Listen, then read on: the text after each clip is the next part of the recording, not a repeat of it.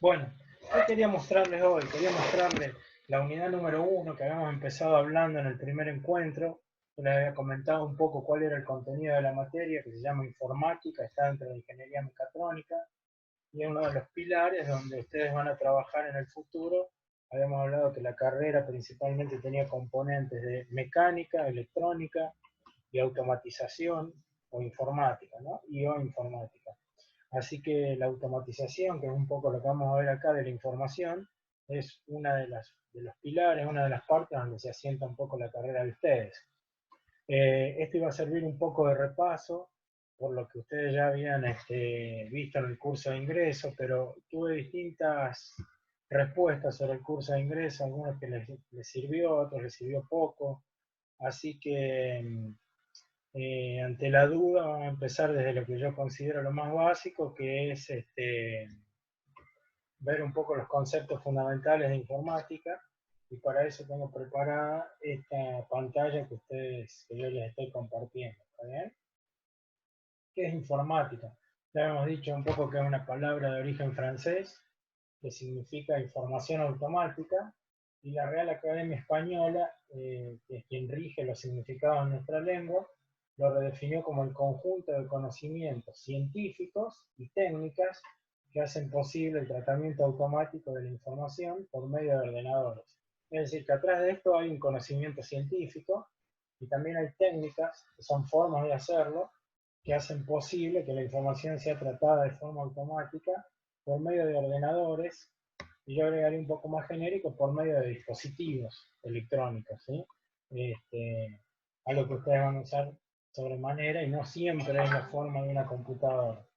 En informática, entonces, vamos a estar preocupados por cuatro aspectos principales: la adquisición de los datos, la representación, el tratamiento y la transmisión de la información, ¿sí? Son cuatro como facetas de lo mismo. Hay que adquirir datos, tomarlos de algún lado, hay que representarlos de alguna forma, visible o no, hay que tratarlos, es decir, efectuar alguna operación, porque los datos no van a ser solamente sin ningún sentido, sino que van atrás de ello eh, alguna...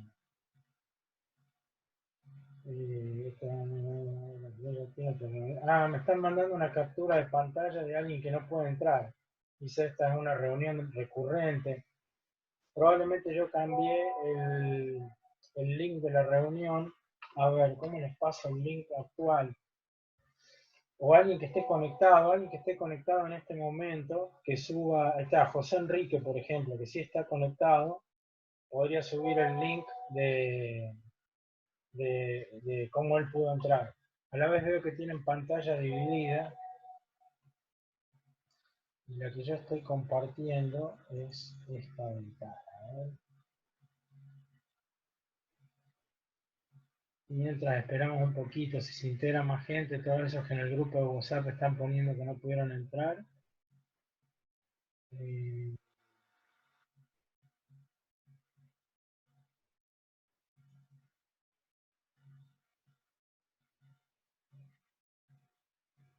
Estoy compartiendo esta ventana y en realidad quiero compartir aquí.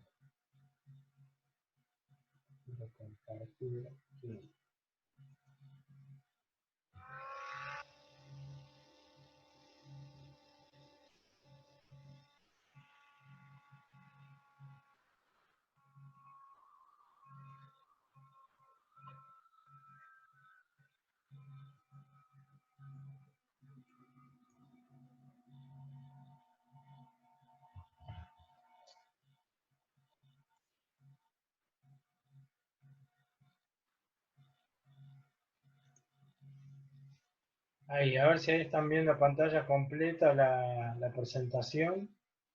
Me parece que sí, ¿no es cierto? Están viendo la pantalla completa, la presentación de PowerPoint. Bueno, no sé, ahora 23. Ya veo que hay 23 participantes en la presentación. En el grupo de WhatsApp, tenemos en el grupo 51 participantes. Quiere decir que de los 51 que están en el grupo de WhatsApp, están pudiendo entrar ahora 23.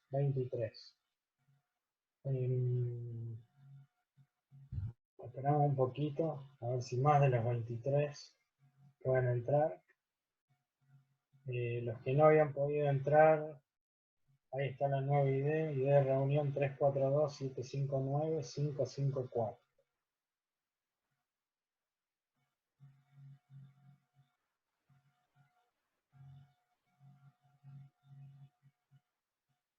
En el grupo de informática, el WhatsApp, tenemos 53 participantes y acá 21.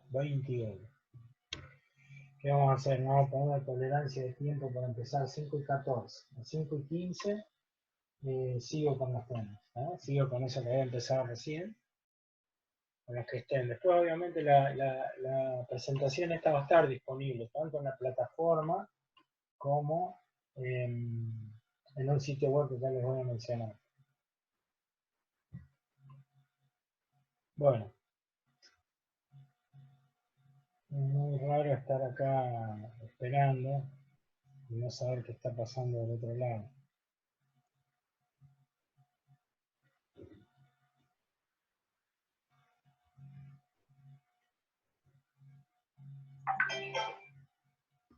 ¿Qué es en el grupo?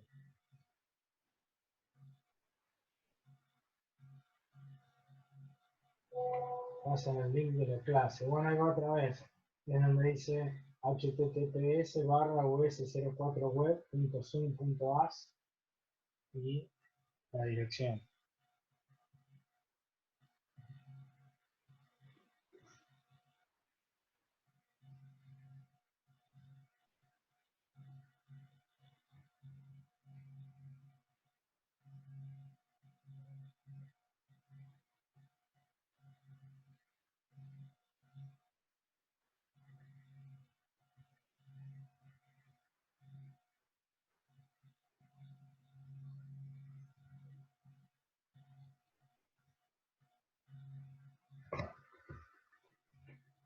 Cinco y cuarto tenemos integrantes.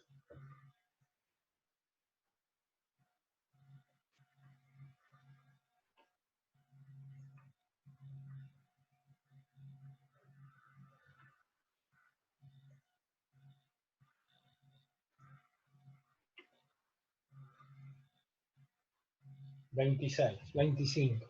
Bueno, entonces con los 25 que estamos, vamos a avanzar sobre estos puntos. Ya les estoy mostrando ahí que ven que informática, ya lo habíamos hablado, es un término que tiene su origen en el francés, el conjunto de conocimientos científicos por un lado y técnicas por el otro que hacen posible el tratamiento automático de la información por medio de ordenadores. Ahí dijimos que había que hacer 4 cosas o preocuparnos en 4 aspectos importantes. Adquisición, cómo tomamos esa información.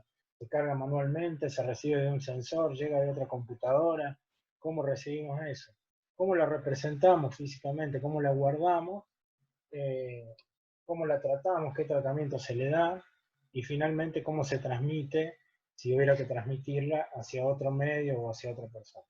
En el chat ahora tengo gente que está escribiendo, dice, se escucha bien, ahí está, profe, puedo ir al baño, bueno, y alguien que se ríe de eso. Bueno, como esto es un poco nuevo y para todos, supongo, alguno puede ser que ya haya tomado alguna clase, otro haya dado una clase por acá, pero para todos es un poco nuevo, les pido ahí un poquito que lo hacemos lo mejor posible para sacarle el mayor provecho.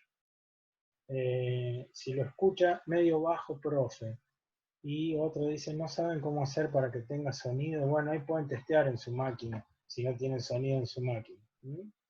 Yo voy a tratar de subir mientras tanto el volumen del micrófono mío, creo que lo había puesto al máximo, pero déjenme un segundo a ver si puedo todavía.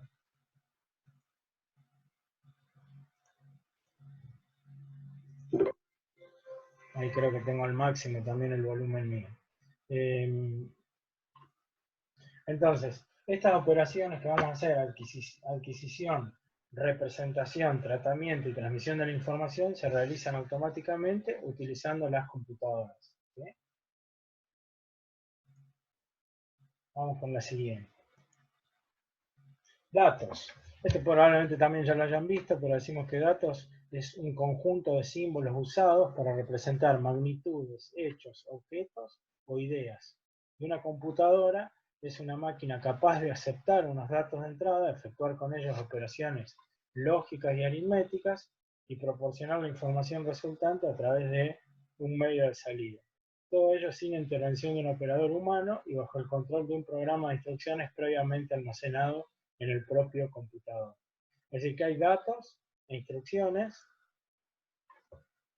hago clic y cambio la pantalla, esa es información de entrada o instrucciones. También a las entradas se les suele llamar solamente datos, dentro de eso hay un proceso y lo que resulta es información. O sea que acá en vez de datos podríamos poner información, pero lo importante es que hay entrada, hay un proceso y hay una salida. Esa salida para algunos puede ser información y para otros puede ser también un mero dato, que lleva otro proceso adicional y se convierte en información, y así sucesivamente. Por ejemplo, si yo doy el dato de la temperatura actual, supongamos que hoy 24 de marzo a las 17:19 es una temperatura de 28 grados, para algunos eso es un mero dato. Pero si yo logro reunir la información, ¿alguien está hablando?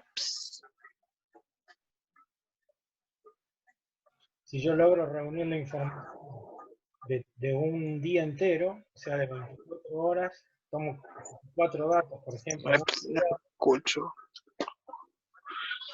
parece profe, pongo la diapositiva. Eh, A ver, ¿cómo pongo la diapositiva en pantalla completa?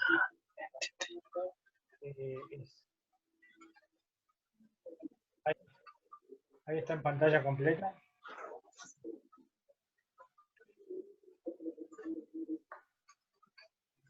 Bueno, para algunos puede ser un caso.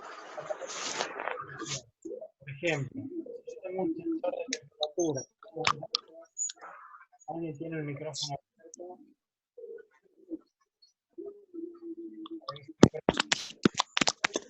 temperatura, y alguien tiene el micrófono abierto, y se puedo ver yo cómo los cambios de teclado.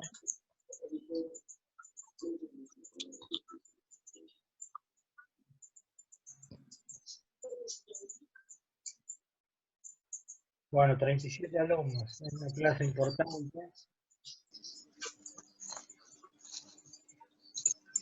Una solución para mostrar nombres, utilizar, compartir de la computadora, optimizar, compartir, contenido, ¿no?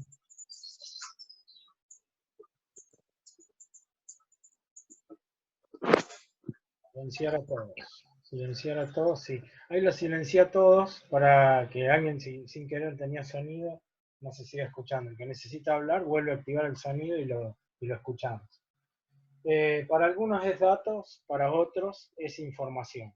Por ejemplo, si yo tengo colocado un sensor que mide la temperatura automáticamente y le envía a una computadora, y esa computadora me da el dato de la temperatura actual, para alguien eso puede ser suficiente para tomar una decisión y ya es información.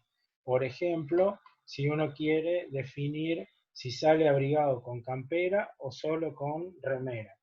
El simple dato de la temperatura actual ya es una información porque le permite tomar una decisión y usted va a saber si se pone un abrigo o sale con remera. ¿Está bien? Ahora, si usted quiere saber si mañana va a tener que usar abrigo o no, el dato de la temperatura actual no sirve por sí solo, no es una información, sino que es un mero dato que no lo lleva a tomar una decisión. Entonces, el mismo concepto que es temperatura actual, para alguien es un simple dato, para otro ya es una información que puede servirle para tomar una decisión. Supongamos que usted quiere sacar el promedio de temperatura del día, entonces necesita por lo menos 24 valores para tomar de esos 24 valores el promedio y decir, bueno, la temperatura media de ayer 23 de marzo fue tanto. Y eso para algunos ya es una información que les sirve para intuir cuánto será la temperatura de hoy, sabiendo la de ayer, y para otros es meramente un dato si uno quiere saber cuál es el promedio anual. Si uno quiere saber cuál es el promedio anual de temperatura en La Rioja, el dato de un día no es suficiente sino que necesita por lo menos, lo lógico sería, si quieres saber el promedio anual, 365 días. Con menos podría calcularlo en base a una probabilidad, en base a una función, con más sería todavía más preciso. Pero un poco esto es para que vean por qué en algunos momentos esto es un simple dato o esto es información. Y en general la información va a ser cuando le sirve a alguien para tomar una decisión. Es decir, si yo para tomar una decisión me baso en un dato en el que hubo un proceso y a mí me facilita algo, entonces para mí es una información. Para otro puede ser un simple dato y eso sirve para alimentar otro proceso que con otros datos más genera información y así sucesivamente se puede ir automatizando. ¿Está bien? ¿Qué es una computadora? Una computadora es una máquina capaz de aceptar unos datos de entrada, efectuar con ellos operaciones lógicas y aritméticas y proporcionar la información resultante a través de un medio de salida. Todo ello sin intervención de un operador humano y bajo el control de un programa de instrucciones previamente almacenado en el propio computador. Para los que piensen en automatizar procesos, este va a ser una gran parte de su trabajo, digamos, tomar valores o datos de un sensor o de un dispositivo de entrada, procesarlos y convertirlos en información para que alguien tome una decisión o simplemente para que el proceso funcione de determinada manera. ¿Eh? Vamos con la siguiente diapositiva. ¿Qué dice? Datos es un conjunto de símbolos usados para representar magnitudes, hechos, objetos o ideas. Computadora es una máquina, ya estoy repitiendo, ¿por qué no cambio? Ahí está. Datos. Pueden ser captados directamente por el computador, detectando electrónicamente un sonido o fonema, esto es una frase con contenido, no un sonido simple, una temperatura, el entorno de una figura o el paso de un objeto. Es decir, que un dato puede ser un simple sonido, un dato numérico de temperatura, o en el fondo siempre son bits, ¿no es cierto?, electrónicos, pero también puede ser una imagen de una figura o un sensor que detecta el paso de un objeto. Es decir, eso puede ser bastante variado y en todos los casos pueden ser valores detectados por el computador. Hola, ¿cómo funciona esto? Me pone en privado. Bueno, en privado no voy a poder ahora responderle cómo funciona esto. Sigo por el resto que está acá, que son 43, más uno que no sabe cómo funciona. El objetivo es que puedan ver la pantalla y escucharme. Si yo les envío esto por el grupo de WhatsApp, solamente pueden ver la pantalla, pero quizá algo no entiendan. Y a lo mejor con lo que me escuchan a mí, sí refuerzan lo que hay en la pantalla, y si no, pueden preguntar. Eso se puede levantar la mano o en el chat escribir alguna pregunta sobre alguna oración, alguna frase de esa que no hayan entendido, tanto que hayan leído como que yo les haya dicho. ¿Está bien? Entonces, esos datos de entrada pueden ser en forma de letras y números. Es decir, un dispositivo que lee datos no solamente va a esperar datos de un teclado, puede ser una cámara y esos datos de la cámara hay que interpretarlos y detectar patentes de autos o formas de personas o otro vehículo si estamos pensando en un auto autónomo. Es decir, ya los datos de entrada no son solamente un teclado o un mouse que un usuario hace clic, sino que los datos de entrada ya los pueden empezar a ver como formas físicas, como imágenes de una cámara o como sensores de temperatura que detectan la presencia de una persona por temperatura. Es decir, puede haber diferentes tipos de datos de entrada y un proceso que en base a eso tome una decisión, tome una acción o nos brinde una información. ¿Está bien? Los caracteres resultan muy útiles dada la gran variedad de información que con ellos se puede representar. Es una de las formas más habituales de transmitir, comunicar o almacenar información. En la sociedad actual, el lenguaje escrito. Pueden ser caracteres numéricos, las 10 cifras decimales, los caracteres alfabéticos, los caracteres especiales, símbolos ortográficos, aritméticos y otros. Por ejemplo, una calculadora es un dispositivo que procesa números y símbolos aritméticos y cuando aprietan la tecla igual, procesa esos datos y devuelve un resultado que para algunos ya puede ser una información que les ayude a tomar una decisión. ¿Bien? Entonces ahí hay un proceso de automatización que mediante teclas, uno en un teclado de la calculadora de mano o la calculadora científica que han usado, ingresa datos, esos datos se procesan y da como resultado una salida, que es la operación matemática que estábamos esperando. ¿Está bien? Voy a... Sí, entiendo. ¿Cómo? ¿Alguien quería preguntar o hablar? Sí, sí, es que acabo de entrar y no sé qué pasa. Ah, Ezequiel es el que está en problemas para usarlo. Bueno, Sí, tendrías que seguir. Yo te estoy escuchando es porque pudiste entrar a la reunión. Tal vez te falte ajustar algo para ver la pantalla. El resto me confirma que está viendo la pantalla, ¿no es cierto? Como está la sí. cámara activa, ya la voy a desactivar. Alguien que puede haber sido yo puso esas líneas naranjas, pero no quiero perder tiempo en tratar de eliminarlas. Eh, Así que bueno, quedaron esas líneas ahí que si en el medio de una charla encuentro cómo borrarlas, ya las borro. Inhabilitar anotación de los participantes, ahí lo puse para que no aparezcan esas líneas, si es que hubiera sido otro que no fui yo. Y sigo, ¿eh? Ezequiel, mientras tanto, seguís intentando, estás con el micrófono abierto, o sea que algo bien estás haciendo.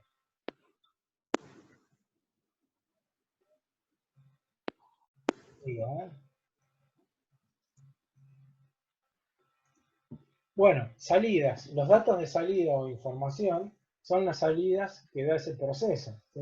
Los resultados de un cálculo matemático, los resultados de la búsqueda de un nombre, una decisión para un dispositivo autónomo que frene o que avance o que doble o que toque una bocina si detecta una imagen de una persona. Es decir, esto puede ser muy variado y cada día la automatización y los dispositivos que uno puede adquirir nos llevan a pensar en unidades de procesamiento de datos y salida de información cada vez más potente, ¿no? Cada vez más inesperado en los resultados. También se puede utilizar, por ejemplo, para predicción de enfermedades. Hoy me daban una app que sirve para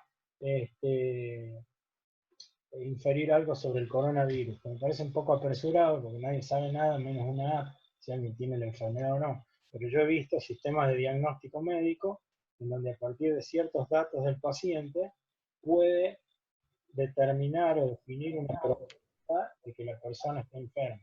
También sería un sistema en donde una computadora procesa datos y eso emite una salida. Entonces, acá como ejemplo, simplemente los resultados de un cálculo matemático, los resultados de la búsqueda de un nombre, pero ya van a ver que eso puede ser otras cosas, ¿no? Quiero ver otra vez, tengo sonido. Ezequiel, levanta la mano, Ezequiel. Sí, sí, sí. Disculpe que no sé qué estoy tocando. Ah, bueno. Bueno, entonces te vuelvo a silenciar. Evidentemente algo haces bien porque el audio lo tenés. Eh, Algo te debe faltar que no ves la imagen, nada más. No, es que puedo ver todo, sí, pero mi teléfono no funciona muy bien. Ah, bueno, entonces está por ahí el problema. Está en eso. Entonces, si puedes ver y escucharme, está pasando lo más importante, así que a lo mejor un poco lento, pero no son más que imágenes de pantalla, así que no te preocupes.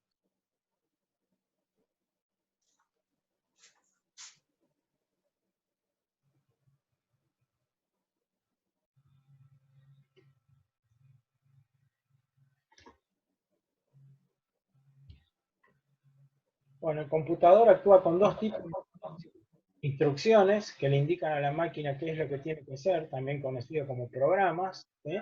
Y datos, que son los elementos sobre los que actúa o que genera el programa. Es decir, datos de entrada son los que actúa y datos de salida los que genera el programa.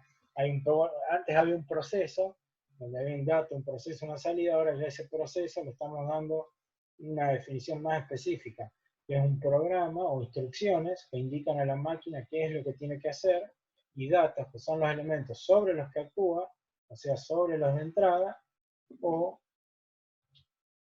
o los que genera el programa, que serían los de salida. ¿Está bien? La disciplina de informática es el cuerpo de conocimiento que trata del diseño, análisis, implementación, eficiencia y aplicación de procesos que transforman la informática. Esa es la disciplina de informática. ¿Sí? informática como ciencia y técnica. Bueno, dijimos que era ciencia porque hace un estudio de la información y los métodos para tratarla, y la técnica, estudio y diseño de los ordenadores, que es lo que vamos a ver después en la parte de hardware. O sea que hay un estudio de los métodos para tratarla y una técnica que es cómo lo hacemos a través de los ordenadores. Vamos a ver un poco esa parte de hardware, que son los componentes físicos tecnológicos que componen una PC. Esto seguramente lo han visto en el curso, pero para unificar conceptos y tener todos más o menos lo mismo, en esto van a quedar repetidos. Bueno, vamos a ver definiciones básicas: hardware, funcionamiento, clasificación, estructuras, unidad central de proceso, memorias, periféricos, hardware gráfico. El significado del término hardware no es fácil de expresar en español con una sola palabra, pero de hecho es una conjunción ahí de dos palabras, y lo que hace referencia es al conjunto de útiles duros, sería la traducción más literal, y vamos a decir que en general es el conjunto de dispositivos físicos que lo componen, ¿sí? Otra palabra inglesa que se llama software designa los programas que puede ejecutar el programador. Guadalupe Luna levantó la mano, así que respetando esa lógica de esta herramienta, vamos a ver cómo hago para darle la palabra o escucharla simplemente. Guadalupe Luna.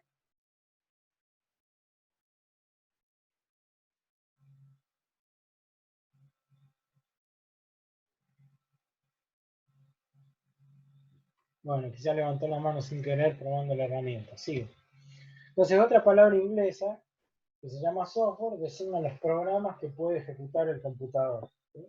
En cierto modo, el hardware es compatible al cerebro, ¿sí? O más generalmente al cuerpo físico del computador, mientras que el software será lo equivalente a las ideas o la mente que puebla el cerebro. ¿Sí? Es conveniente señalar, a pesar de lo evidente, que el hardware y el software son perfectamente inútiles de forma aislada, es decir, de nada sirve tener un software si no hay donde ejecutarlo, de nada sirve tener un hardware si no está el software que nos ayude a sacarle utilidad. ¿Sí? De nada sirve un computador si no tenemos ningún programa, y de nada nos sirven muchos programas si no disponemos de un computador que los ejecute. Vamos a la siguiente.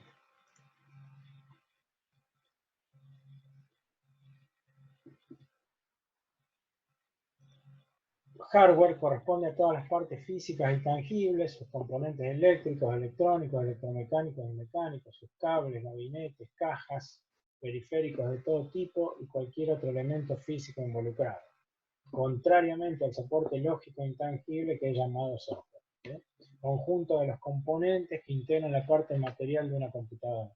Hay un sistema de computación no tan nuevo, pero tampoco tan antiguo, un poquito desactualizado, pero las partes que lo componen, muchas de ellas todavía siguen y las vamos a ver enseguida. Bueno, la clasificación evolutiva, o sea, la evolución, la historia del hardware, está dividida en generaciones, donde cada una supone un cambio tecnológico muy notable. Algunos autores clasifican esta evolución histórica en las distintas generaciones de ordenadores. No es una clasificación cerrada, y distintas publicaciones hacen agrupaciones diferentes. Así que bueno, puede haber más de una clasificación, más de una interpretación, pero más o menos la que yo les pongo acá es la que coincide la mayoría. En preinformática hasta 1946, que es la Segunda Guerra Mundial, había avances en la informática, ¿no es cierto? Incluye sistemas de cálculos mecánicos, ¿sí? Pero anteriores al concepto de lo que hoy conocemos como entendemos por ordenador o por computadora, ¿sí? La primera generación surge a partir de la Segunda Guerra Mundial y son ordenadores basados en válvulas. Pueden haber visto por ahí fotos. Válvulas era como una lámpara de luz antigua, digamos. Hoy ya ustedes ven todo LED, pero quizá muchos de ustedes han llegado a ver unas lámparas que generaban mucho calor, con un alambre que se incandescente. Ese alambre tiene un gas y cuando se le pasa electricidad, ese gas es incandescente, es decir, genera luz. Las primeras computadoras estaban basadas así, en válvulas eléctricas, no electrónicas. En la segunda generación los ordenadores reducen drásticamente su tamaño y su consumo mediante la utilización de transistores. Es decir, ahí aparece la electrónica por primera vez. Los transistores son dispositivos capaces de sostener un estado en un espacio muy diminuto, no generan luz, sino que simplemente contiene esa información. Estoy viendo que alguien levanta la mano, a ver cómo hacemos. El que levantó la mano abre el micrófono, parece que era Jorge, vi.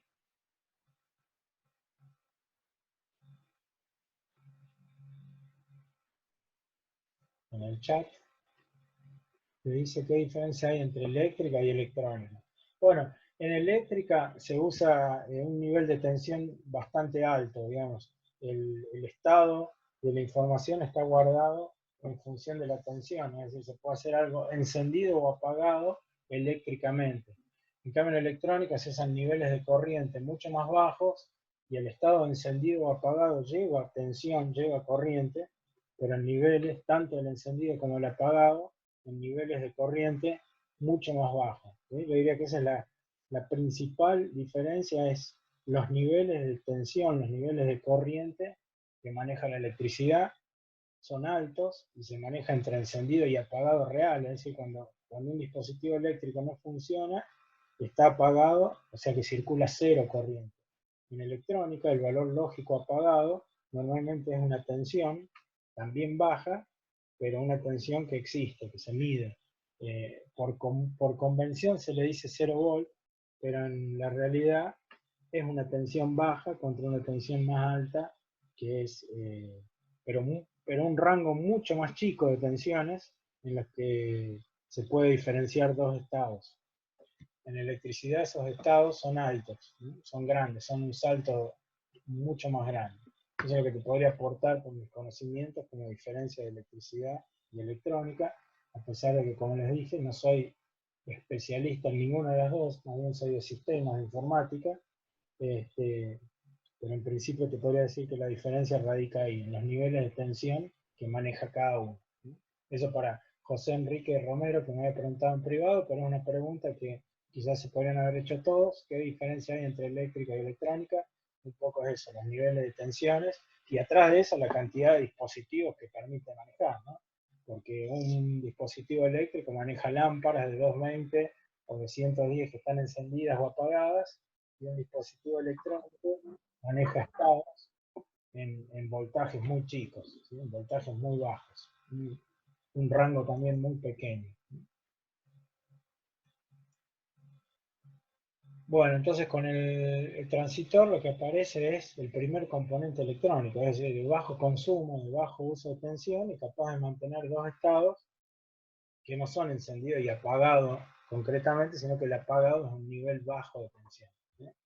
En otra etapa, que va por el 64 en adelante, nueva reducción de tamaño y consumo al usarse circuitos integrados o chips. Es decir, cada vez se pone lo mismo en menos volumen. Cada vez el volumen que ocupan las cosas es menor y eso hace que los dispositivos sean cada vez más pequeños, más baratos y más fáciles de trasladar y utilizar. En la cuarta generación aparece un único circuito integrado que contiene los principales componentes y circuitos del ordenador, que es el microprocesador. Imagínense que eso apareció en el 71 al 90, esa generación, el avance que tiene desde hoy, desde el 90 a esta parte, ya estamos hablando de un paréntesis de 30 años, los avances en capacidad y velocidad de tratamiento de la información permiten gestionar imágenes y sonido, que es multimedia, y se generaliza la interconexión y comunicación entre máquinas distantes, que es la telemática, que es lo que estamos haciendo nosotros ahora, ¿no es cierto?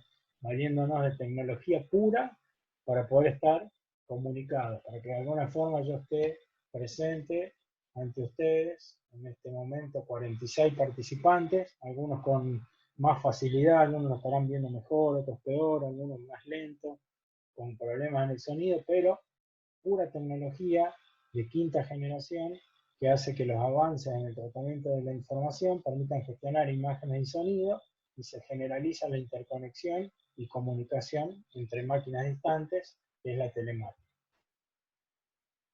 Seguimos.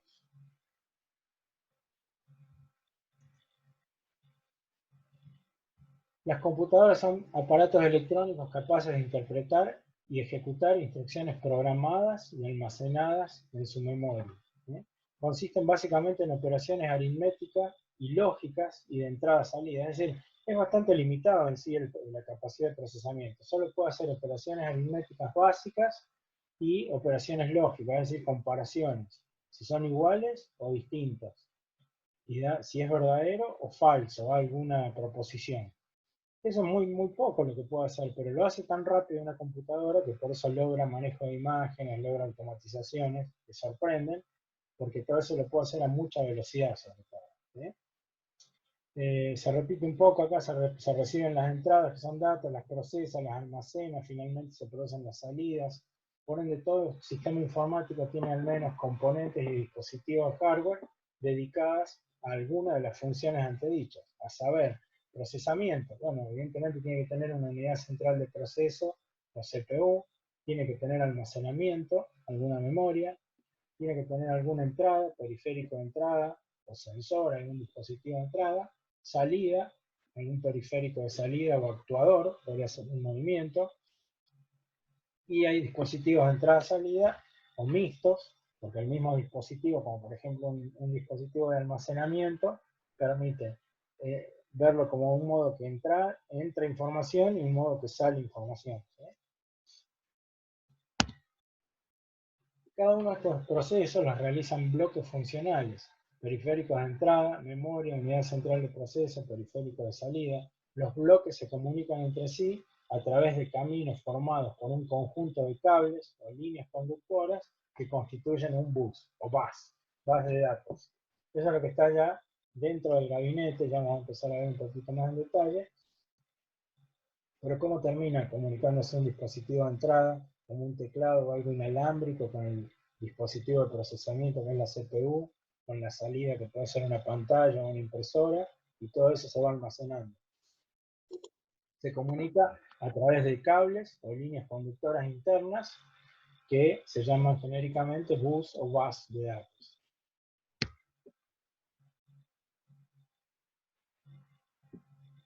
Bueno, no voy a seguir leyendo esto porque ustedes lo tienen y un poquito se repite, y vamos a pasar a una lista de dispositivos más específicos. CPU, el cerebro de la PC, sigla en inglés de Unidad Central de Procesos, Central Processing Unit, por eso la sigla está en orden de inglés, CPU, y la abreviatura es de UCP, Unidad Central de Procesos. Es el componente fundamental del computador y es el que ejecuta las instrucciones que habíamos hablado que procesan los datos. ¿Sí?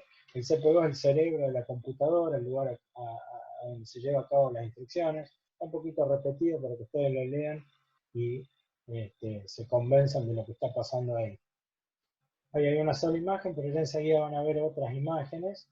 La CPU en la forma de un único microprocesador no solo están presentes en las computadoras personales, PC, sino en otro tipo de dispositivos que incorporan una cierta capacidad de proceso e inteligencia electrónica, como pueden ser los controladores de procesos industriales, televisores, Smart TV, automóviles, calculadoras.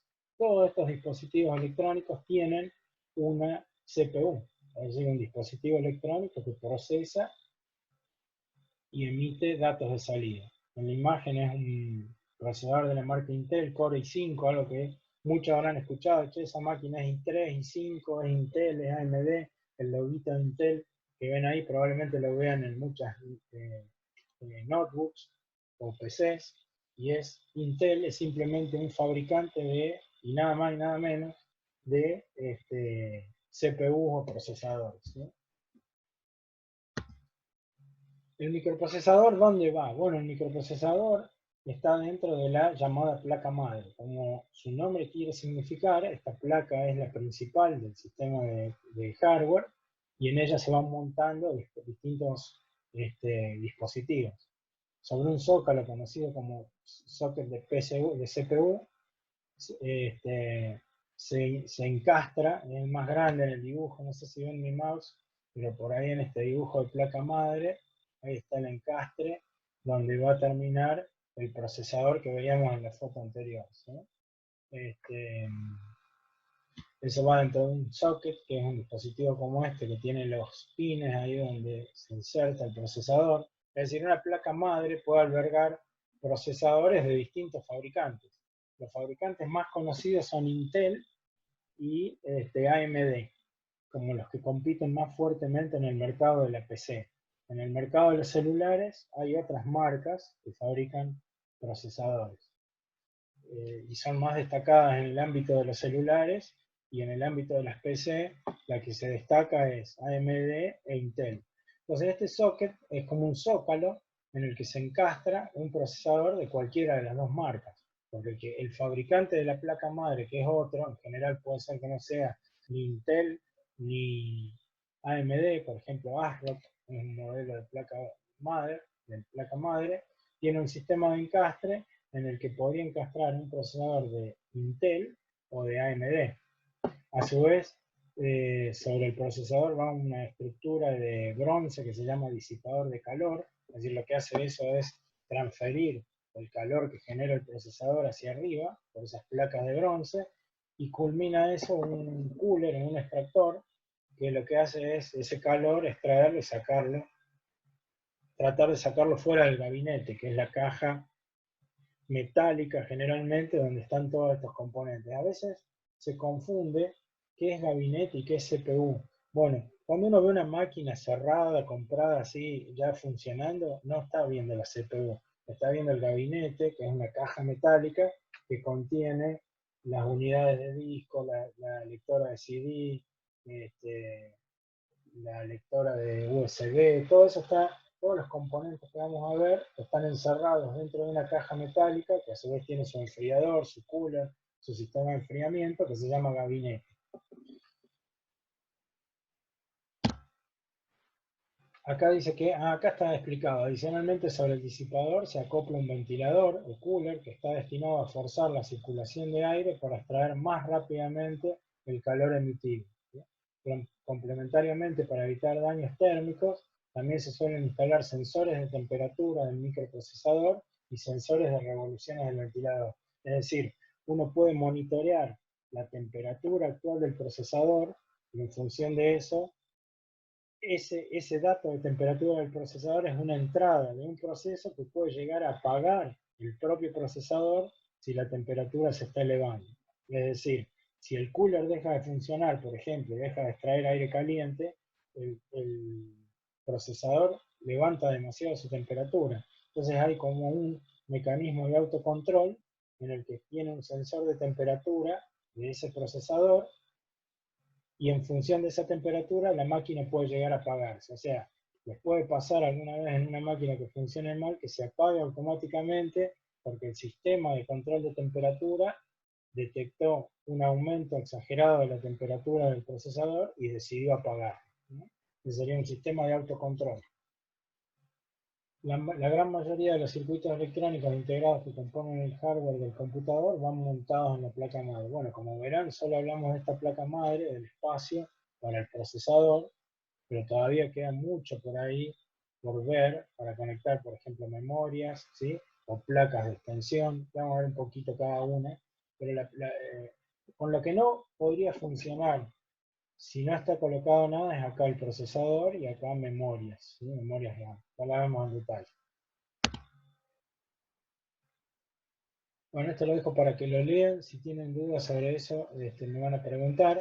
Sobre el final dice, la tendencia de la integración ha hecho que la placa base se convierta en un elemento que incluye también la mayoría de las funciones básicas. Video, audio, red, puertos de varios tipos. Es decir, hoy lo común es ver una placa madre de este tipo, donde ya está integrado el sonido, USB y placa de red, otros conectores middleware, conectores PS2, bueno, distintos conectores que ya están integrados, es decir, no hay que comprarlo como una placa adicional, o no hay que instalar una placa adicional, sino que ya están integrados en la placa. Me demoro un poco porque voy leyendo a su vez las preguntas. Camila Fernández pregunta a todos, ¿cuál es la temperatura máxima? Y alguien ya contestó por ahí, la temperatura varía dependiendo del procesador. Sí, es verdad, depende del fabricante, puede definir cuál es su rango de temperatura. La verdad, no estoy muy pendiente de eso. Lo vi que cuando uno entra, ¿vieron cuando arranca una computadora que dice presione F2 o del para entrar al setup o configuración? Ahí se pueden ver los valores de temperatura que está midiendo su máquina y probablemente ahí diga también cuáles son los rangos que acepta. Me dice su conexión a internet es inestable, así que si ahora ven algún corte o algo, me está pasando a mí. La temperatura varía dependiendo del procesador. En el BIOS, bueno, en el BIOS se podría ver algunos datos. Claro, es lo que yo le estaba diciendo, que cuando aprietan al iniciar la máquina de LED o F2, dependiendo del modelo, F10, se pueden ver ahí algunas opciones de configuración. El BIOS es el Basic Input Output System, es el sistema básico de entrada-salida, en donde están definidos algunos parámetros y ahí pueden ver en tiempo real la temperatura del procesador. Habría que buscar en especificaciones cuál es la temperatura máxima en cada micro. O si ustedes tienen problema de temperatura, buscar en Google el modelo de procesador con el que están usando y ahí van a encontrar en esa descripción del fabricante cuál es la temperatura máxima a la que puede funcionar, y si es un procesador moderno se va a autoapagar cuando esté cerca de ese límite. Pero no me acuerdo concretamente un número para decirles ahora. Sigo. Tipos de procesador. En los anuncios de ordenadores nos encontramos una serie de términos que referencian al microprocesador. Intel, AMD, que ya les decía que eran los dos fabricantes grandes, y dentro de esos fabricantes hay como familias, ¿sí? Familias Celeron, Duron, Pentium 4, un poco más vieja, Athlon, ya desaparecidos, estos últimos. El primer término que suele aparecer es Intel o AMD, hace referencia al fabricante. En función del fabricante, las denominaciones de los procesadores cambian. Intel fabrica Celeron y Pentium, AMD, Duron, K6 y Athlon. Sin entrar en detalle, Pentium 4 Athlon son más potentes que los Celeron Duron, aún a la misma velocidad. Bueno, esto va cambiando muy rápido, así que esto quizás esté desactualizado. Sin entrar en detalle, habría que buscar algo realmente actual sobre velocidades y características de los micros hoy disponibles para comprar. La velocidad se mide en megahercios, mega, prefijo que significa millones, hercios, ciclos por segundo, ¿sí? O sea que son megahercios, son miles de ciclos por segundo, o gigahercios, que sería giga, un prefijo que significa millón, y entonces sería millones de ciclos por segundo. Es una medida que indica el número de instrucciones que el procesador ejecuta por segundo, ¿sí? Los hercios son una medida de frecuencia, indica la frecuencia de un movimiento vibratorio, es decir, siempre que hablamos de frecuencia es un movimiento vibratorio o oscilatorio que va cambiando entre un valor mínimo y máximo, y el tema es... leo preguntas también que me van haciendo en privado, pero está bueno porque esto hace que la clase sea interactiva y no sea solo que yo les lea como locutor el escrito este, que ya lo van a tener además. Dicen la pregunta en privado de Ramiro Mariesti: profe, ¿la pila se utiliza para marcar la hora? ¿No tiene otra función? Bueno, en las placas madres alguien ya ha visto que lleva una pila redonda, chata. Esa pila redonda sí tiene esa función de mantener el clock o el reloj, porque la máquina tiene un reloj interno, tiene la función de mantener la hora y la fecha del sistema, y también puede ser alguna configuración especial, puede ser que se mantenga gracias a esa pila. Pero básicamente es el reloj ese que tiene interno para poder sincronizarse cuando inicia el procesador con el BIOS, con la BIOS. Así que yo diría que la función principal de la pila no es más bien marcar la hora, sino mantener en funcionamiento el reloj interno de la placa madre. Los hercios son una medida de frecuencia. Un megahercio es 1.000.000 de hercios, es decir que un procesador que funciona a 1 megahertz será capaz de ejecutar 1.000.000 de instrucciones por segundo, o por lo menos ciclos. A veces una instrucción consume más de un ciclo, pero es verdad que si el procesador es de 1 megahertz, va a ser capaz de ejecutar 1.000.000 de ciclos por segundo. Si todas las instrucciones son de un ciclo, 1.000.000 de instrucciones. En el caso de un ordenador que funciona a 1,7 GHz, podría llegar a ejecutar 1.700 millones de instrucciones por segundo. Naturalmente, cuando sea más elevado ese valor, más rápido resultará el procesador, por lo menos, y muy probablemente todo el ordenador.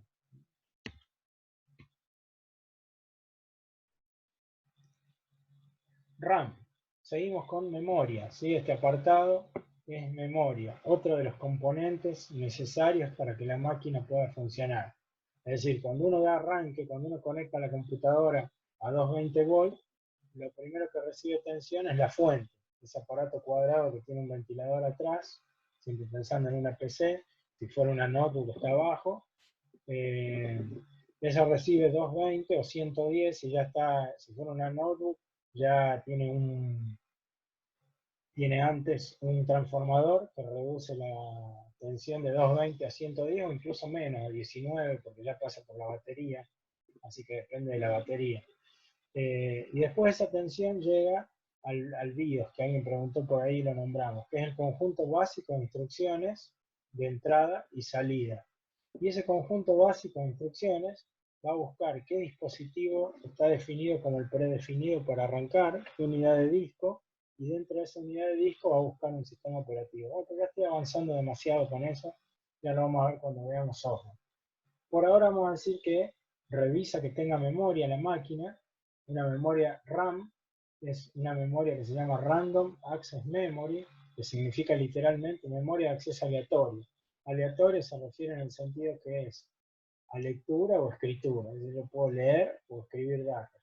Eso es en contraposición a otro tipo de memoria, que ya la vemos enseguida, que se llama ROM, que es memoria de solo lectura. Esa memoria de solo lectura tiene guardadas instrucciones que no se pueden reprogramar, digamos, sino que ya están instrucciones ahí guardadas y solo se pueden leer, por eso se llaman ROM, Read Only Memory, y en contraposición a estas aparecen las RAM, que son las Random Access Memory, que son memorias que se pueden leer y escribir. Es lo más necesario, ¿no? Leerlas y escribirlas, porque yo puedo leer un dato de memoria, pero si no lo puedo modificar, sería una constante. Y bueno, ¿para qué me sirve? No me sirve de mucho tener en memoria un dato que no puedo modificar, salvo que sea un juego, no sé, grabado un juego, listo, tengo el juego, lo leo, juego y todo queda igual. Pero si no puedo guardar ni siquiera o al revés, si puedo guardar aunque sea un récord, un estado del juego, un usuario, un perfil, algo, es porque está en una memoria RAM, que es acceso aleatorio, en el sentido que puedo leer o escribir. ¿Vale? Las memorias RAM son comúnmente de características volátiles, lo cual significa que pierden rápidamente su contenido al interrumpir su alimentación eléctrica. Y sí, básicamente son eléctricas y cuando les falta la electricidad, le falta el aire que respira y bueno, se pierden los datos que guardan. ¿Por qué se hacen eléctricas y no de otra forma? Porque son más rápidas. La electricidad en las memorias hace que se pueda cambiar el estado de forma rápida y en poco espacio. Memorias RAM también son dinámicas, las DRAM, esto es decir que tienden a perder sus datos por descarga aún bajo alimentación eléctrica, por lo cual necesitan un circuito electrónico específico que se encargue de sostener esos datos. DRAM tiene que tener un circuito adicional que se encarga, como además de tener electricidad, que mantenga el dato y no lo pierda. La memoria RAM de un computador se instala en los llamados módulos. Hay una captura de una placa madre, pero ya más centralizado el zoom en los slots de memoria. Ahí hay dos que están como recostados, vacíos. Este es uno. ¿Ven el mouse? Ese es uno que está vacío. Este es otro que está vacío. Y estos dos ya tienen ahí sus memorias insertadas. ¿Sí? Se insertan con fuerza y se traban desde estas orillas así con esas pestañas y eso las mantienen en forma vertical. Cuando está vacía, ese soporte plástico está como acostado. Entonces ahí están ocupados dos slots de memoria y hay dos slots vacíos. Disculpe, pero ¿qué significa que sean DDR3 o DDR4? ¿Y por qué los slots están reclinados. Bueno, DR3 y DR4 son variaciones en funciones internas y en velocidad. Es decir, a la memoria ya también tiene su propio controlador, ya tiene su propio procesador que recibe los datos, los procesa y los aloja físicamente en eso.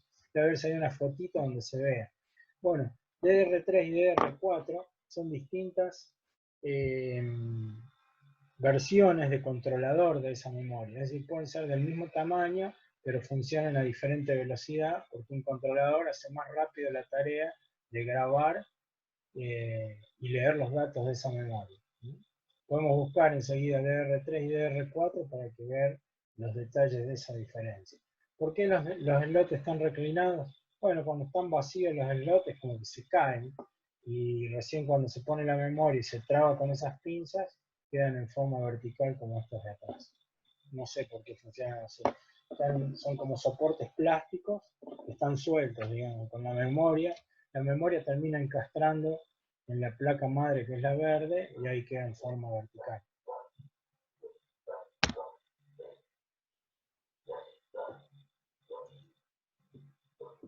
Bueno, acá está un poco lo que hablábamos recién. La memoria ROM, Read Only Memory, suele ser algo interno y oculto en los ordenadores personales. Es una memoria en la que se escribió una sola vez la información y no se puede borrar ni modificar, al menos de manera rápida y fácil. Hay algunas ROM, EEPROM, algunas ROM que pueden ser reescritas, pero no es lo normal. Si eso se hace con facilidad y frecuencia, es una RAM. Y si no se puede escribir fácilmente, reescribir fácilmente, o no se puede, es una ROM. En el medio ahí hay unas memorias EEPROM que sí se puede con una cantidad limitada de veces y bajo una circunstancia especial. Por ejemplo, en las placas Arduino tienen un espacio de memoria ahí que se llama EEPROM, que es una memoria no volátil, pero que tiene una cantidad limitada de transacciones. Es decir, voy a poder guardar datos persistentes aunque deje sin tensión a la placa, pero los voy a poder regrabar una cantidad limitada de veces. ¿Sí? Así que no es RAM ni es ROM, es algo ahí medio raro, en el medio. ¿Sí? Es decir, que no se puede borrar ni modificar, al menos no de manera rápida y fácil. Es una memoria no volátil que contiene la información de arranque por lo general y otra información crítica. Las PC no son los únicos dispositivos con memoria ROM. Cualquier dispositivo preprogramado, como los celulares, microondas, reproductores de CD, tienen este tipo de memoria donde tienen la información principal.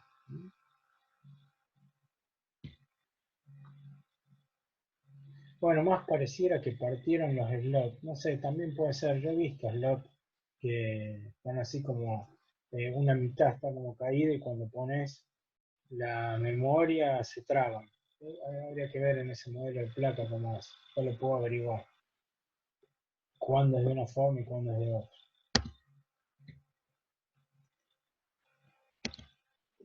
Bueno, y por último les puse acá el gabinete, que anteriormente yo les decía que hay que tener mucho cuidado, que algunos confunden el gabinete con la CPU. ¿Es lo mismo gabinete que CPU? No. El gabinete es un espacio físico en donde se almacenan los componentes estos que veníamos mencionando. La placa madre, ya con su controlador o procesador puesto en el slot, las memorias y cualquier otra placa adicional, además de las unidades de disco rígido, CD, ya vamos a ver enseguida siguen los dispositivos. Modelos de gabinete. Bueno, los más utilizados son el ATX, Mini ATX, se caracterizan por ser más pequeños, cada vez se va tendiendo a formatos más pequeños, ¿sí? Hay hasta unos formatos BESA que entran detrás de, por ejemplo, tienen la estructura, la forma para atornillar como tienen los Smart, es decir, que pueden ir por detrás de esos tornillos de un Smart, o hay stick PC que se utilizan directamente con un dispositivo HDMI y utilizan el dispositivo HDMI como salida, por ejemplo, una pantalla, y son un poco más grandes que un pendrive, digamos, como 2 o 4 pendrive, pero no mucho más que eso. Es decir, que formas de gabinete hay muchas, están limitadas al tamaño de la madre, de la placa madre, y algunos solo poseen una bahía de 3,5 y dos de 5,5, como sería la foto esta del medio, creo que ven el mouse, ¿no? como sería esa foto, algunos poseen más slot, más enfriadores o cooler o ventiladores. ¿Sí? Estos parecen swap disk, es decir, discos que se pueden cambiar con la máquina en funcionamiento, y este en formato un poco más moderno, como de escritorio, de mesa, un poquito más detallado, más cuidado del detalle. ¿Sí? Este es un modelo de gabinete muy nuevo con un sistema de enfriamiento acá de tubos. Fíjense que los gabinetes que usan los gamers, con máquinas de mucho proceso de cálculo, tienen un sistema de enfriamiento propio, ¿sí? Que en base a gases o líquidos que hacen que se enfríe más rápido el procesador y todos los componentes internos. Es un gabinete más caro que una norma. Voy a ir a ver si veo preguntas. Algunos casos, casi siempre. Por un lado alguien pregunta ¿todos los gabinetes suelen venir con las fuentes? En algunos casos, casi siempre la fuente se compra por separado. Sí, en general hay fabricantes de gabinetes y fabricantes de fuentes. ¿Sí? El fabricante de gabinete se concentra en la estructura física que ven acá.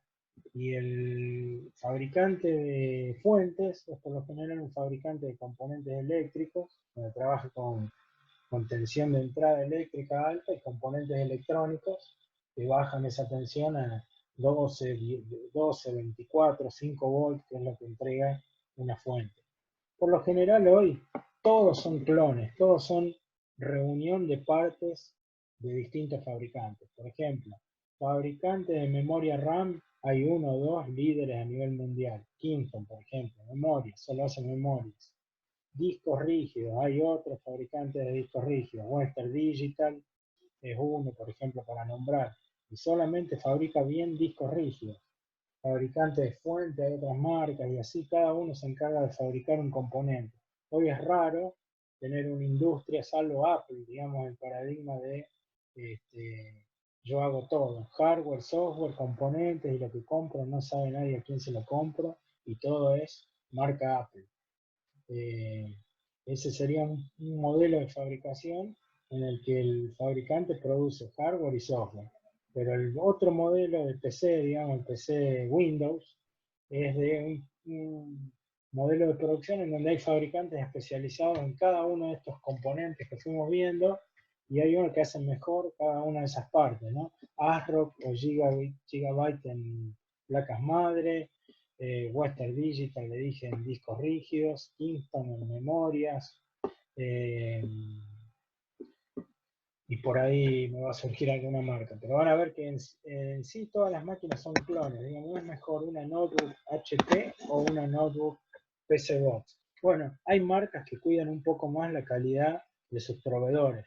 ¿Sí? Yo confiaría en HP, a pesar de que va a tener memorias de otro fabricante que no es HP, discos que es de otro fabricante que no es HP. Seguramente ellos cuidan un poco más la calidad de sus proveedores, los productos de sus proveedores, que una marca, que un clon genérico, digamos, un clon sin marca. Y bueno, en ese caso capaz que da un poquito más de cuidado el detalle de la calidad del disco, el modelo, si es el último o ya está superado, la memoria RAM, si es DDR3, si es DDR4, esos detalles menores, un clon genérico, digamos, no los tiene tan en cuenta. Una primera marca tiene en cuenta muchos de esos detalles y a la larga termina siendo mejor. Pero ¿cuál es un clon? ¿Cuál deja de ser un clon? Bueno, para mí, salvo Apple como fabricante, que se encarga de toda la línea, aunque tercerice algunas partes, se encarga de todo el diseño y la fabricación bajo supervisión, aunque sea, es algo que puedes decir, bueno, es todo marca Apple. En cambio, en el resto, en la otra línea, la de PC, te puedes encontrar con clones de distintos fabricantes.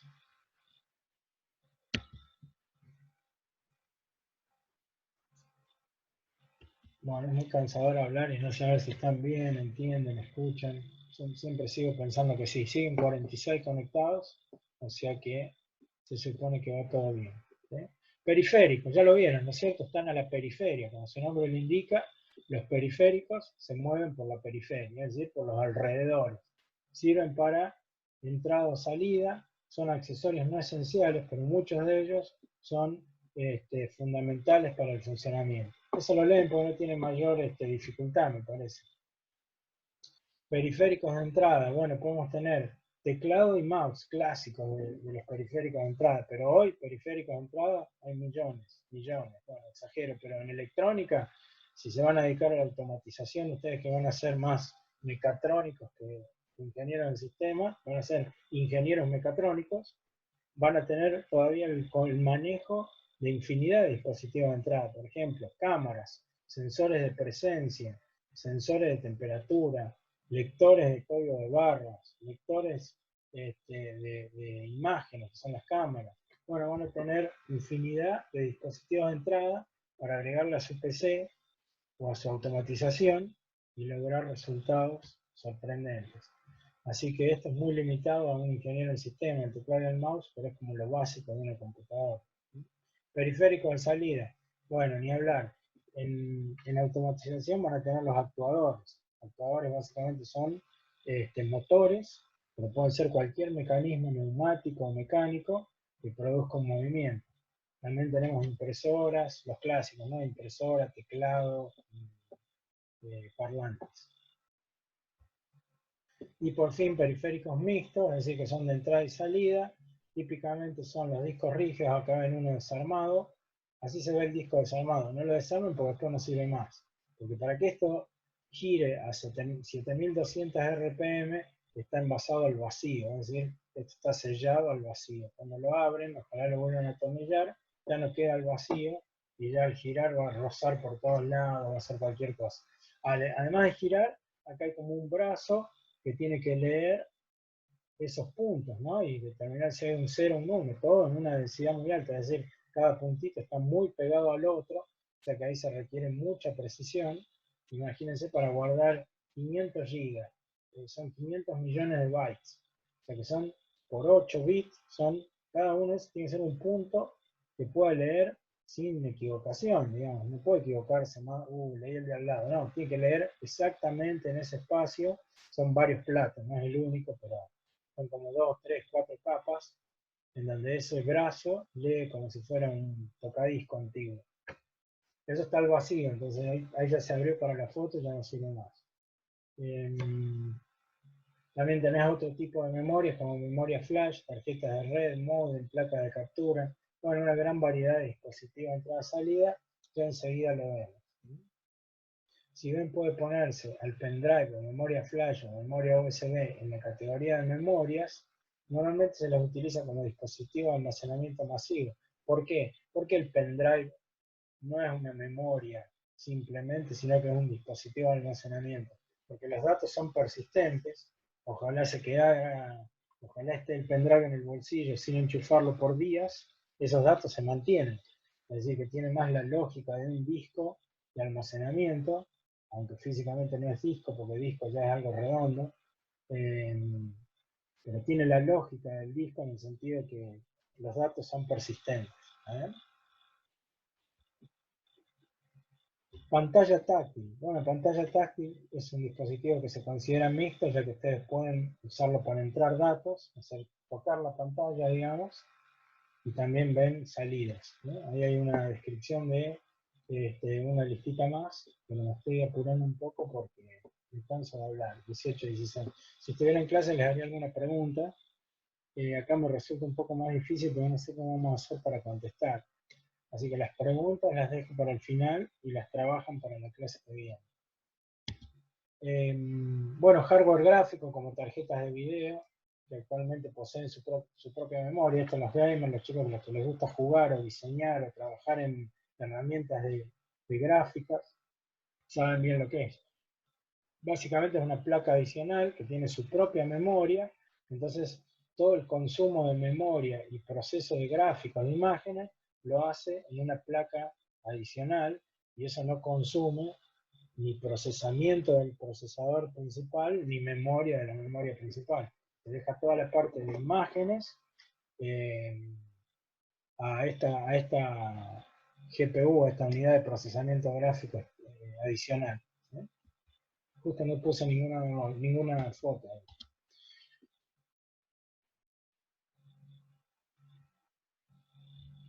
Bueno, los más comunes son magnético y óptico, ¿sí? Yo diría electrónico ahora. magnético es por carga magnética, positivo o negativo, como un imán, digamos que va cambiando el estado de un punto, y óptico, ya lo hablamos, con un quemador láser, se va quemando una superficie, y entonces se va grabando un 0 o un 1. ¿Sí?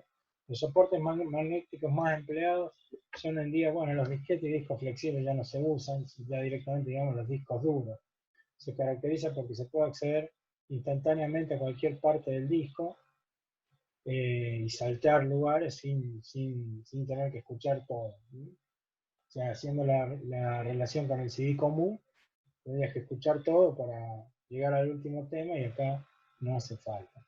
El disco duro es el dispositivo de almacenamiento por excelencia y hasta ahí tiene las horas contadas el disco duro, porque en él se instala el sistema operativo y los programas de aplicación que se van a utilizar, así como los documentos. Es importante recordar que el disco solo se utiliza como almacenamiento. Cuando los programas se ejecutan, deben transferirse previamente a la memoria, que es donde el procesador es capaz de ejecutar las instrucciones. Muy bien. Voy a una pregunta. Profe, ¿qué pasaría si coloco un imán superpotente a un gabinete? Bueno, lo más probable es que se borre, la pregunta está en privado. Dice, ¿qué pasaría si coloco un imán superpotente a un gabinete? Bueno, lo que pasaría es que el disco rígido, que es magnético, pierda su contenido, incluso que sufra un daño permanente, ¿no? Puede ser que solamente se borre o puede ser que sufra un daño permanente.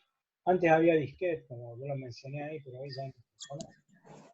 Pero pasaba eso, que la gente lo guardaba en cualquier lugar y algunos les ponían hasta un imán para que no se vuele, no sé. Y se encontraba todo. Para explicarles. ¿Alguien habría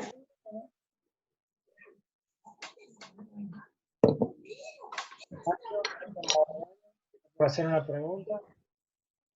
Obviamente.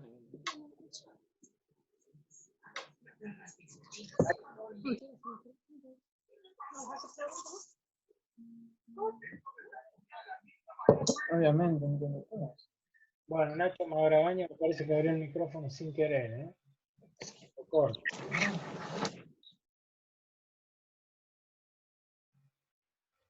Bueno, el disco duro tiene las horas un poco contadas, ya les voy a mostrar por qué. En una más adelante, que hoy por hoy es como el RAID.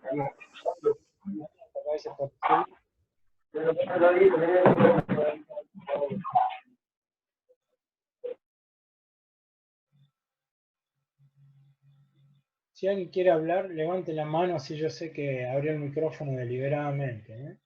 Pueden levantar la mano, pueden escribir en el chat, porque por las dudas no esté funcionando bien el audio y por momentos escucho un sonido. No sé si es que quieren preguntar o se abre sin querer. Sigo por acá.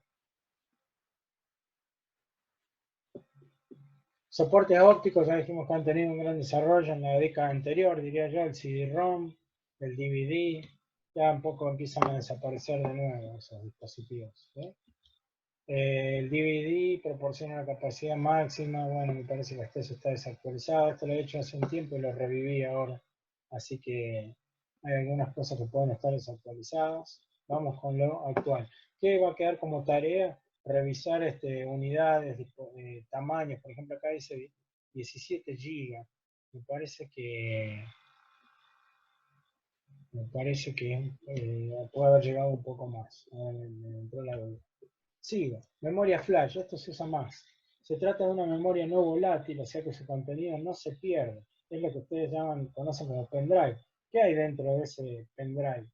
Hay memoria electrónica, pero con una capacidad de no perderse sin carga eléctrica por mucho tiempo. ¿Sí? Es decir, que se mantiene estable el valor que almacenaron, aun cuando esté desconectado de la electricidad. En la foto se ve un pendrive sin cuerpo, ¿no? Sería el esqueleto de un pendrive. La conexión USB de 4 líneas y en ese caso 4 microchips de 1 GB cada uno, no sé, porque en el lugar de 4 GB y la ranura para el controlador. Me parece que está como superpuesta una cosa con otra, no es exactamente así un pendrive. Pero sirve de ejemplo, más o menos cómo está armado dentro de un pendrive. Sería como una memoria RAM puesta sobre un conector USB. Con la ventaja, a diferencia de la memoria RAM, que los valores que guarde en este dispositivo son persistentes, es decir, no se van a borrar. En la actualidad las tarjetas pueden llegar a los 32 GB, yo creo que ya está superado eso ampliamente. Profe, ¿puede decir qué es lo que va a quedar como tarea? No escuché bien. Bueno, hasta ahora como tarea, revisar en esta parte de dispositivos de almacenamiento cuáles son los valores actuales de velocidad y de capacidad. ¿Sí? Por ejemplo, acá dice una capacidad máxima de 17 GB del DVD. Me queda la duda si ese valor es el actual o fue mejorado, fue superado. ¿Qué pasa con esos valores? ¿Cuál es la velocidad? En el caso de las grabadoras de CD, ambos tipos de dispositivos suelen ir acompañados de una medida de su velocidad de lectura y escritura. En el caso de las grabadoras de CD, de la forma 32, 40 veces lo normal, 52 lo normal. Este valor hace referencia al número de bits por segundo que es capaz de leer y escribir. Ya les digo la tarea al final. Memoria flash, distintos tipos ahí de formas físicas de memoria flash, los pendrive básicamente. Bueno, en este momento llegan a transferir información a una velocidad de 30 megas por segundo. Esos son datos a verificar, eso va a ser parte de la tarea. Verificar esos datos de velocidad, de capacidad de almacenamiento y de duración de la memoria almacenada. Son muy resistentes a golpes, pequeños, livianos y sumamente silenciosos. Permiten un número limitado de veces que se escriben y borran. Ven, acá estamos, que es de por vida y es de por vida, pero no es ilimitado. También no es algo que vamos a superar guardando fotos personales, pero si es parte de un dispositivo que guarda datos, generalmente 100.000 a 1.000.000 de veces podemos modificar la información que está ahí. Por eso se va a arruinar. O sea que si es parte de una automatización que lee datos de un sensor y guarda datos y los borra con frecuencia, 100.000 ya no es un número tan exagerado, depende del uso que se le dé. Si es para fotos personales, una cámara, un celular, es elevadísimo. Disco de estado sólido, esto viene a reemplazar el disco rígido actual. Unidad de estado sólido es poner varios de esos pendrive en un solo dispositivo.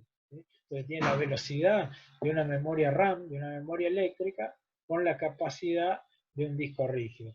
Esto ayuda a que algunas notebooks que estaban por ahí tiradas, discos viejos, rotos, ya media descuidada, hoy con un disco este sólido, se transforme casi a la velocidad de la memoria RAM.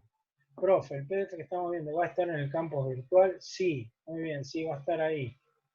Ya termine y se lo paso a Daniel Guzmán para que él se encargue de subirlo a la plataforma. Bueno, ahí abajo hay un cuadro que acá no se ve, pero es importante que lo vean bien. ¿Por qué esto está desplazando lentamente y no rápidamente a los discos rígidos tradicionales? Bueno, una razón de por qué es lento es por el precio.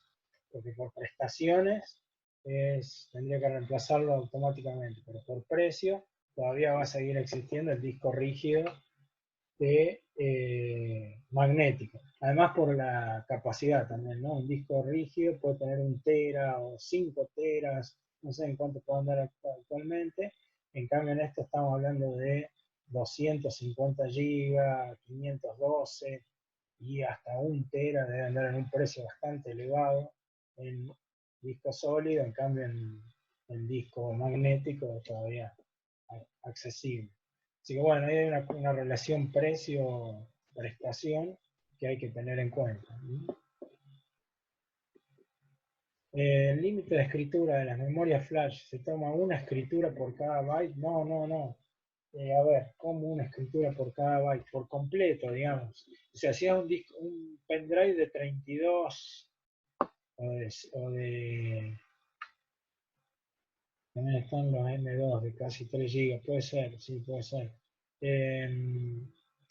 Vamos con la anterior, el límite de escritura de las memorias flash es por la cantidad de veces que reemplazar su contenido. Ahora, si el mismo, solo un byte, si el mismo byte es reemplazado ese límite de veces, probablemente el pendrive ya no sirva, o por lo menos ese byte ya lo pierda, porque es una limitación física de cada byte. Nunca me pasó para ver si era la cantidad de veces de toda la capacidad o de un solo byte en particular. La verdad que no llegué al extremo ese. Solo sea a nivel teórico que es un dispositivo de almacenamiento limitado en el tiempo, pero limitado si el uso se da así, ¿no? De grabarlo más de 100.000 veces entero la unidad. No que grabe 100.000 veces en distintas ubicaciones de la memoria. Por ejemplo, vos grabás un tema hoy, MP3, al otro día le grabás un tema MP3, ya es otra ubicación de memoria, van a estar los dos temas. Y eso cuenta una sola vez para esta cuenta de borrarse. Al otro día grabás otro MP3 distinto, el tercero, y para la cuenta de borrarse siguen uno todos, porque son distintas ubicaciones. Ahora, si donde está el primer tema MP3, lo borrás y volvés a grabar, lo borrás y volvés a grabar siempre en el mismo lugar, sí empezaría a contar ahí las 100.000 veces. Pero solo tendría que tener un programa especial para volver a grabar en el mismo lugar, porque el controlador de eso hace que lo vayas usando cada vez en lugares nuevos, así que es difícil lograrlo. Creo que tendrían que hacer algo muy a la medida para agotar una memoria de ese tipo. Pero hay que saber que se agotan, ¿no? Igual que si no se vuelven a conectar, también tienen un plazo en el que se pierde el contenido, si no lo vuelven a conectar a la corriente. Sigo con esto. Bueno, ahí está el cuadro. Ese cuadro que se veía chiquito, acá está un poco más grande. ¿Ves? ¿Cuáles son las ventajas del disco sólido y del disco rígido tradicional? Las capacidades de almacenamiento. El disco sólido 256, 512 es lo que se consigue a un precio razonable, pero acá habla de hasta 4 teras. En el disco magnético hasta 10 terabytes. Consumo, bueno, el disco magnético tiene un funcionamiento mecánico, es decir, adentro hay unos platos, que ahí se veían en una foto que estaba como destapado, unos platos magnéticos pesados que están girando. En cambio, en el disco sólido, como su nombre lo indica, no hay roce, no hay movimiento físico. Así que en cuanto a consumo, obviamente ese movimiento físico, esos platos girando, tiene un consumo mayor porque hay un motor detrás que lo hace girar.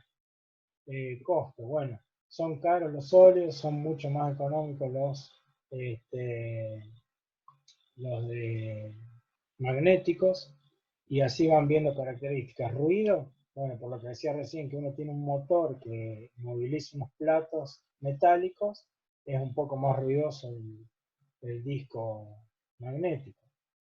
Vibraciones, uno tiene partes móviles, el otro no, entonces el que tiene partes móviles, que son esos platos metálicos pesados, puede provocar vibraciones. Fragmentación no tiene, el otro puede darse la fragmentación. Eso en cuanto a la grabación física, digamos. Durabilidad. Sus celdas pueden reescribirse un número ilimitado de veces, el disco sólido, con partes mecánicas que pueden dañarse con movimientos, y todo lo que sea mecánico. Tiempo de arranque, bueno, velocidad es sorprendente la diferencia. Transferencia de datos es la cantidad de datos que pueden transferir en un segundo, entre 200 y 500, contra 60 y 160 el magnético. O sea que el magnético está limitado por la propia dimensión que implica tener un dato separado del otro, y el modo de lectura, que es mediante una púa fija con un disco móvil. Y bueno, finalmente, si los afecta el magnetismo, claramente al primero no, porque es eléctrico, y al segundo sí. El magnetismo puede eliminar datos, que es lo que preguntaba el compañero, qué pasa si pone un imán muy potente cerca del disco rígido. Bueno, claramente lo va a afectar. hardware gráfico, GPU implementa ciertas operaciones gráficas, ya habíamos hablado de esto, no sé por qué apareció, pero básicamente GPU es una placa, ahí está el dibujo, bastante gráfico, la foto, un controlador, NVIDIA, es una marca fabricante específica de controladores de video, no fabrica procesadores ni memoria, pero sí placas de video. Y el modelo GeForce, que es un modelo, en este caso GeForce 4, un modelo bastante conocido de la marca. Entonces, la placa gráfica lo que hace es descargarle de trabajo al procesador y a la memoria principal de la computadora para resolver toda la parte gráfica en su propio chip, en su propia memoria. Bueno, y con esto llego al final de la presentación sobre hardware e informática. 1 hora 21 de reunión, en la que quizás ustedes lo podrían haber leído solos, hubiera sido lo mismo, hubieran tardado más, menos, pero quería estar presente de alguna forma con ustedes, saber que este espacio de los días martes, mientras siga estas medidas de restricciones de reuniones sociales o educativas, en nuestro caso, vamos a tener que seguir por esta plataforma, por este medio, y todo lo que veamos en este espacio, obviamente que va a estar disponible, tanto en la plataforma como en un espacio físico que yo tengo, que voy a compartir por acá, a ver si puedo poner una pizarra, anotar, a ver si anoto texto.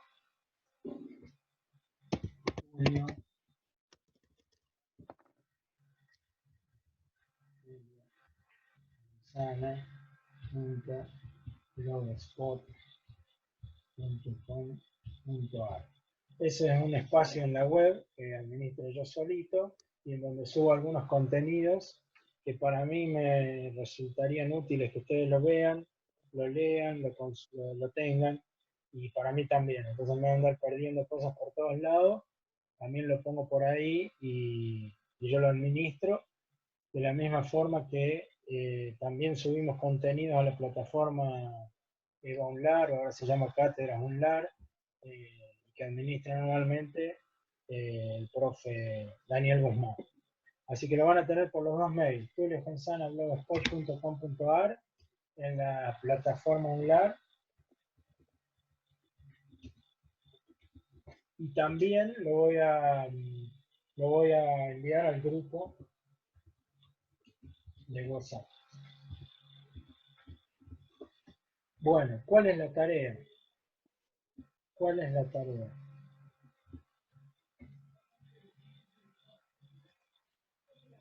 Tarea.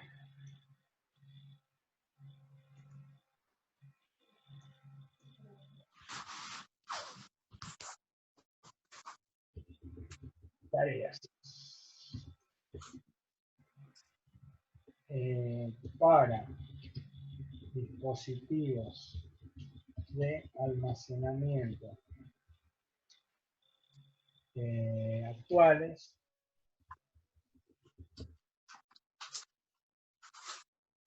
hacer un relevamiento de precio y capacidades, entre paréntesis, de capacidades de almacenamiento y velocidad de transferencia para dispositivos de almacenamiento actuales. ¿Sí? Esa sería la tarea. Es decir, comparar, por ejemplo, dos PC que estén a la venta en una oferta de una tienda online, por ejemplo, una computadora que venda Musimundo, o dos máquinas que vendan Musimundo. ¿Por qué una es más cara y la otra es más barata? O dos notebooks. ¿Por qué es más cara o es más barata? Bueno, porque tiene disco de estado sólido, porque una tiene lectora de CD y la otra no, porque una tiene un procesador AMD de tantos núcleos, una tiene memoria de tantos GB DDR3, en fin, ver cuáles son las características principales de todo esto que yo les fui mencionando acá, cuáles son los valores actuales de almacenamiento y velocidad de transferencia y justificar por qué una notebook o una PC es más cara que la otra en función de esos dispositivos que tiene. Después puede haber que sea una con pantalla táctil y la otra no, una puede tener placa gráfica adicional y la otra no. Todo eso es un análisis que ustedes tienen que ir viendo y entender por qué una determinada máquina es más cara que la otra. Tampoco estoy pensándolo bien, no me quiero meter demasiado en la tarea del profe Daniel Guzmán. Seguramente esto lo van a hacer con él, con más tiempo y más dedicación, sobre todo si se vuelve al aula. Pero para no abusarme y pasar por encima de él, pero sí para una conclusión de la clase de hoy, que hagan un relevamiento de precios y capacidades en cuanto a capacidades de almacenamiento y velocidad de transferencia para dispositivos de almacenamiento actuales. ¿Sí? Esto es como resumen, lo buscan del resumen. ¿Cuáles? Y bueno, discos rígidos, discos sólidos, pendrives,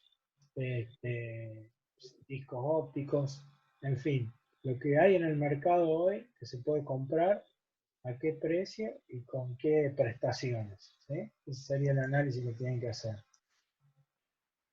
Profe, la tarea la subimos por el nuevo campus. ¿Dónde entregamos la tarea? Ya lo definimos con el profe Daniel Guzmán.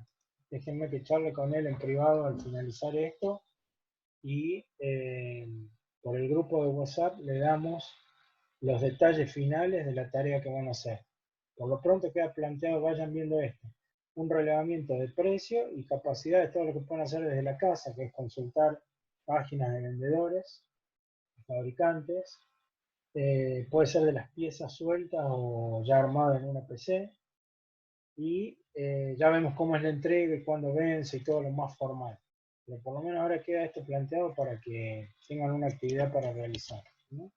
Entonces, nos queda comunicar por el grupo cómo van a hacer esta tarea, cuándo la van a entregar y cómo sería, queda pendiente. Esperen que escribo ahí con la nota y tengo que clavar en el pendiente. De entrega y forma de entrega. ¿Sí? Eso queda pendiente. ¿Qué más? ¿Qué otras preguntas surgen?